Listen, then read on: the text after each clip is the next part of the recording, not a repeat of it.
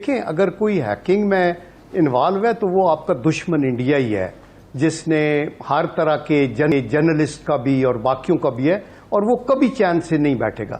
اور اس میں فوراً یہ جو اور انڈیا ہی انوالو ہے، اور اس کو ہائی لائٹ بین الاقوامی سطح پہ کیا جائے۔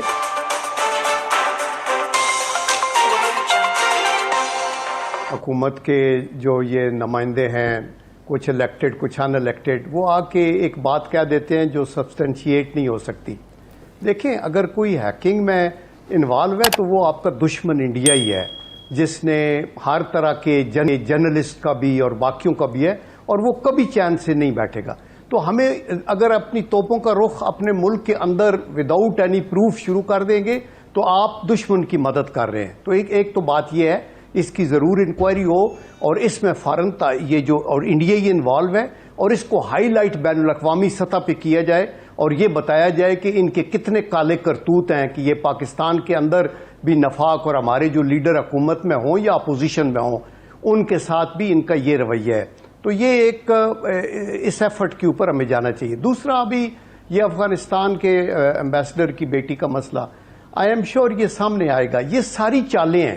میں تو یہ بھی سمجھتا ہوں کہ آج عید کے دن جو راکٹ بھی فائر ہوئے ہیں نا کابل میں، آئی ڈونٹ تھنک سو کہ طالبان نے کیے ہوں گے۔ یہ بھی کوئی ایک قسم کی بدنام کرنے کی بات ہے، چونکہ طالبان کو وہ کرتے ہیں اور پھر طالبان کو لنک کرتے ہیں پاکستان کے ساتھ، تو دیٹ از وائی۔ جنرل صاحب، یہ چالیں کیسے سامنے آئیں گی؟ آپ کے لیڈر کشمیر میں جا کے حکومت پہ کشمیر کی سوداگری کا الزام لگاتی ہیں، ایک اور صاحب ہیں وہ جو ہے وہ غداری کی باتیں کرتے ہیں۔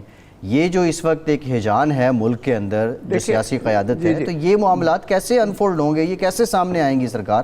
عباس صاحب، آپ بڑی ویلڈ بات آپ کر رہے ہیں۔ دیکھیں اس کے لیے یہ ضروری ہے کہ ملک کے اندر ایک سٹیبلٹی ہو، ہم پالیٹکس کریں، ایک دوسرے کے اوپر تنقید بھی کریں، لیکن حدود و قیود کے اندر رہ کے کریں۔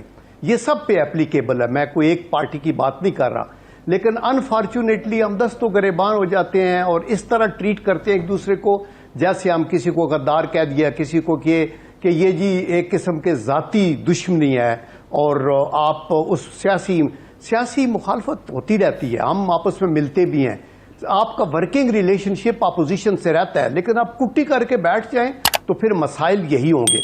افغانستان کا ایشو ہو یا کشمیر کا ایشو ہو، یا ہمارے نیوکلیئر کا مسئلہ ہو یا سی پیک کا مسئلہ ہو، اس کے اوپر ہم متحد ہو کے بحیثیت قوم، اور یہ بڑی اچھی سجیشن ہے کہ آپ کا ایک جوائنٹ سیشن ہو اور اس کا ہوم ورک پہلے کیا جائے، جیسے آپ نے یمن کا کیا تھا، اس میں عمران خان صاحب بھی شامل ہوئے تھے۔ یہ جوائنٹ سیشن میں میں نے 20 منٹ کی تقریر بھی کی تھی، پھر ہم نے ریکمنڈیشنز بنائی تھی اس کے اوپر، اور پھر وہ ہم نے دی۔ اس سے پرائم منسٹر کے ہاتھ مضبوط ہوتے ہیں، تو انٹرنلی اس کو مضبوط کریں، چونکہ باہر کا دشمن بہت ایکٹیو ہے۔ اور میں آپ کو سچی بات بتا رہا ہوں کہ انڈیا جو ہے وہ تل ملا اٹھا ہے، یہ افغانستان کے اندر جو پسپائی امریکہ کی ہوئی ہے، تو اس کی تو $3 ارب کی وہ، اور ان ایڈیشن ٹو دیٹ جو پاکستان کو 2 ڈائریکشن وار سیناریو وہ کریٹ کر کے بیٹھا ہوا تھا۔ اور ہمارے اندر آپ کے خیال میں یہ میران بیس اور کامرا بیس اور GHQ یہ حملے، ان کا بینیفیشری کون تھا؟ جو ہمارے صاف جہازوں پہ اور P3C اورینٹ پہ، وہ انڈیا ہی تھا۔ تو دیٹ از دی ریزن کہ ان کو یہ ابھی ہے کہ اگر یہ سیف ہو جائے گا تو کچھ نہیں ہوگا۔